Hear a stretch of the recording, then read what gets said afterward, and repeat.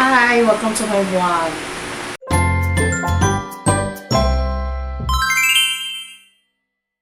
Ayun. So, bukas, meron akong client and I will be traveling, going to Alfonso. Yes, Alfonso. So, punta ako ng Alfonso tomorrow kasi meron akong work. So, ngayon, I will show you kung paano ko i-check yung gamit ko. And titingnan ko kung malinis yung mga brush ko, which is yung pinaka-importante. Pero alam ko naman, nalinis ko naman na siya. So, join me as I check my bag and tomorrow, i-vlog ko din yung work ko. Okay, so here are just two of my bags, which is in total, I have mga 1, 2, 3, 4, mga 5 bags. Madami, yes, madami kasi marami talagang gamit ang makeup artist. So, anong gagawin natin? Sige, right now kasi nilabas ko yung extension wire ko. So, i-ano natin siya. I-pack natin siya. And necessary talaga to kasi anay mo mga sinasaksak dito. Ginawa yan. Sinasaksak mo ang mga lights. If you're doing hairstyling as well, mga hair tools mo, kaya kailangan mo na to. So, kasi kanina, while checking my things, akala ko nalinis ko na yung mga brush na nagagamitin ko para sa client ko bukas. But, pagtingin ko, ang dumi pa niya. May kulay. So, makaisip ako na medyo mga ilang minuto din ba to? Mga ilang minuto din kasi. Dasky!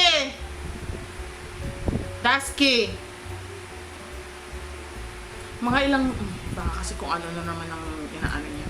Mga ilang minuto din kasi aabutin bago ko malinis yung brushes. So, why not? Let's do a Q&A.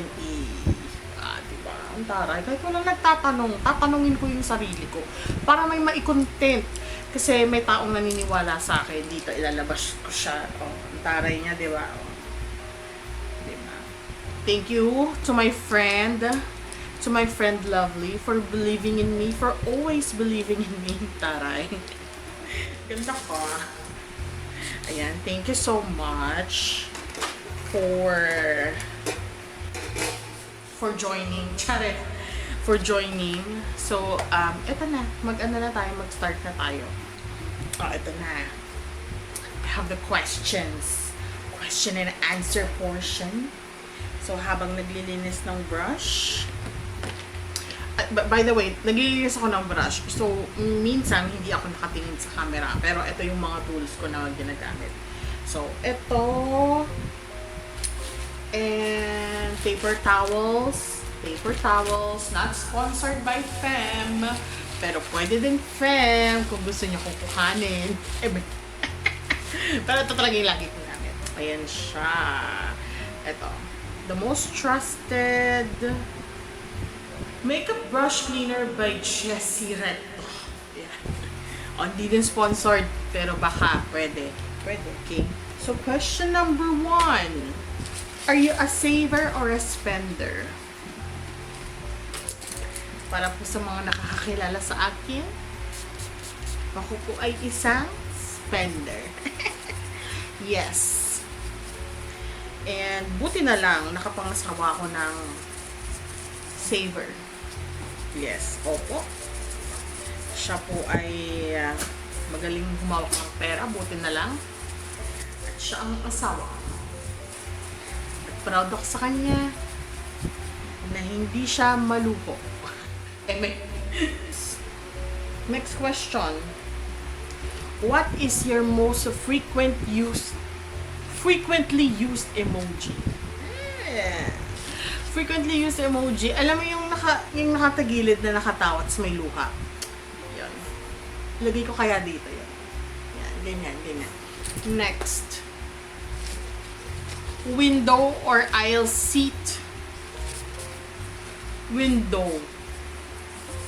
Pero, As a mapagbigay na tao, hinahayaan ko ang asawa ko umupo doon. At ngayong may anak na kami, Dusky! Huwag dyan ka lang. Eh baka hindi na din talaga ako makaupo sa aisle o kaya sa window. Sa gitna na ako. Next question, what is your favorite way to spend a weekend? Humilata. Sa normal na mamamayang Pilipino na may oil crisis ngayon, gugustuhin mo pa bang lumabas? Hindi na. Hindi na. Hihiga ka na lang, hihilata ka na lang. Diba? Yun yung best talaga. Asa trentahin, hihiga tayo. Hihiga tayo. Maghapon, magdamag. Dahil wala na tayong battery, social battery, para makapagplastikan pa sa ibang tao. Well, dito yun. Gaga. Si Lady Gaga ka.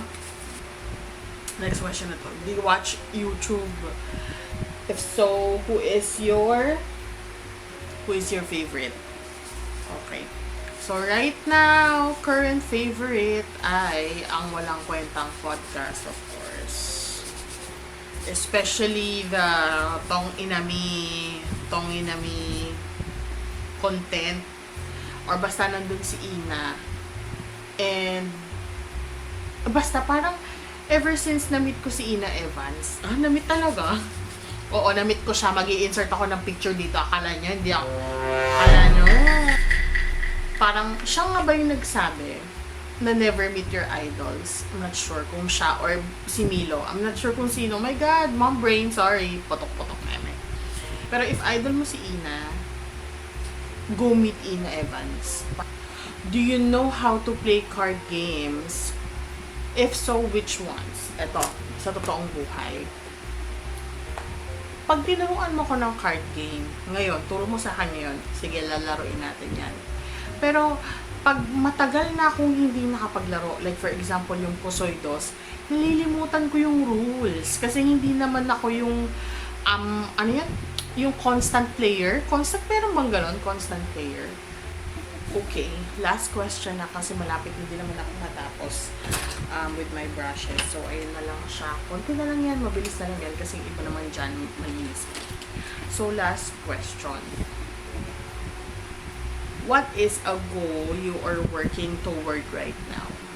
Ang goal na wino-workout ko talaga is maging mabuting ina. Oh my God.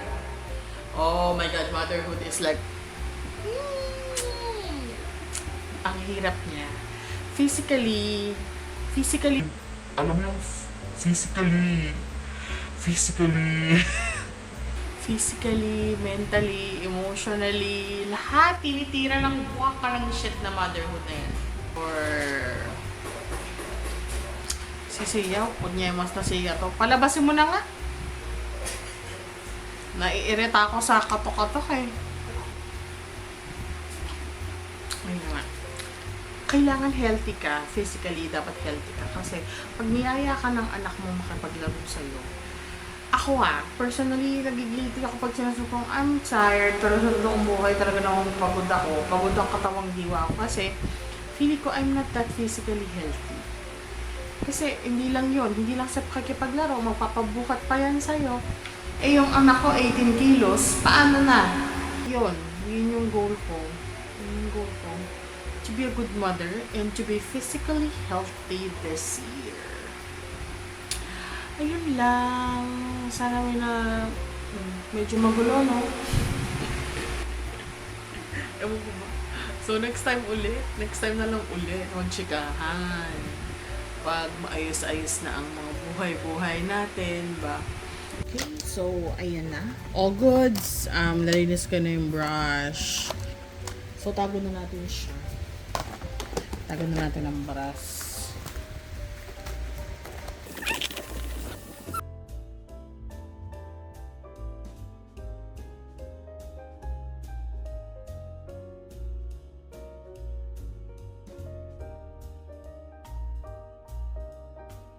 Ito yung hair tools na bag ko. Let's check. Okay, medyo magulo to kasi. Ayan. So, ayan. Meron talaga akong hairstylist, pero May mga times kasi na ang sabihin ng client na simple lang naman yung gusto kong hair, kami walang masyadong request. Walang specific request si client na hair. So what I usually do is ayan. Ako na lang nag-hair. So pag walang specific request, kaya ko naman gawin, then I do it. So, ayan yung 3 main bags na chine-check ko. Kasi, sila lang naman yung mga tinatanggalan ko ng gamit. Minsan, katulad ng extension. Usually, may wagon ako, but this time, hindi ko siya nadala. Ayun. So, good luck sa akin bukas. Anyway, 1 client lang naman ako. So, I think carry na yun. The next day.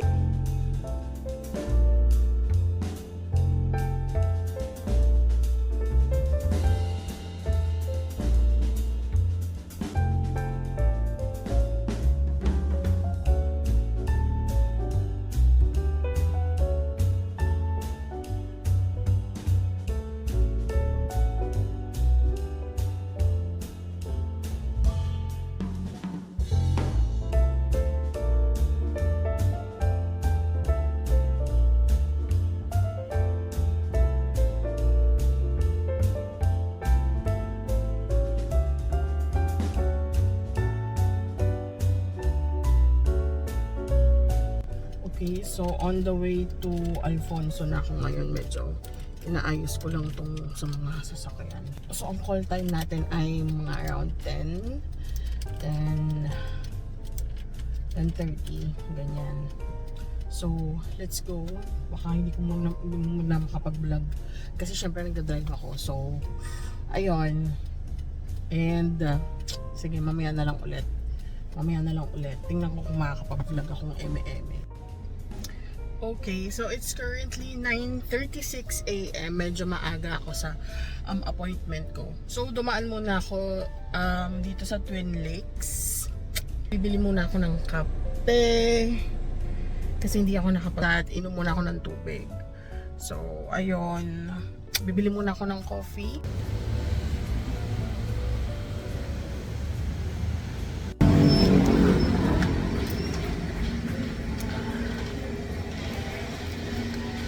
Hi, good morning. 250 pesos. Pastries mo, baka may ano. Okay lang.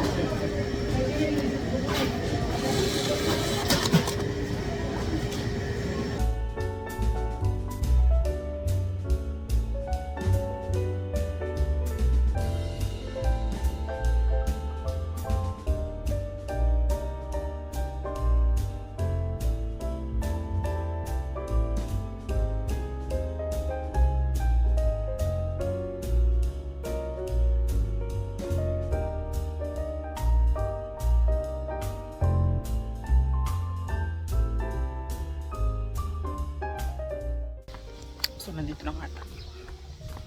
Ayan, papunta na ako ng lobby. Nandun na yung gamit ko. Kanina ko pa nababa. Nag-park lang ako. Parang konti naman yung guest. Pero, let's see. Yes, nagulat kayo, no? Bigla na lang may sumulpot na client. Wala man lang transition. Okay, enjoy nyo na lang yung part na yan. Yung makeup process. Okay, so skin prep. Tapos na ako mag-skin prep. Tapos eyeshadow. Ano ba yan? Sumakto pa na meron akong sakit ngayon. Hayaan nyo na, pagpasensyahan nyo na. Basta nag-e-enjoy kayo na may voice over itong video. Ayan, tapos shimmer eyeshadow after nung matte kanina na brown. Okay, and then since na skin prep na nga, magfa-foundation na tayo with a flat brush. Siyempre dapat i-shade match natin si client. Okay. And then after ma-blend ng foundation, next is the concealer. Okay, so ayan, wag natin gamitin yung wand ng concealer directly sa face ni client para sanitize naman. And okay, so blend using the powder puff. Okay, eye brightener yung next dyan na makikita nyo, kaya medyo light siya. And then cream blush. Okay, tap lang. And then the powder blush. Okay, ayan. Okay, hindi ko napakita yung buong process dito. Pero at least may idea lang kayo kung paano ko siya ginagawa. Okay, ayan. Mukhang masaya naman si client. Yes. Okay, and then bronzer, bronzer. Usually bronzer yung ginagawa ko. Okay, so I have mentioned kanina na ako lang din ang gumagawa ng hairstyling pag wala namang specific request si client. And of course, the lippy. Ayan. O diba? Happy si client. Ayan. Ako na siya. Okay, so all done. All done na ako. So mag-insert na lang ako ng clips dito kung anong ginawa ko. Ngayon, imimit ko ang aking mag-ama sa asyenda. So, andun lang sila. And then, magdi-dinner kami after. So, yun. Yun lang naman.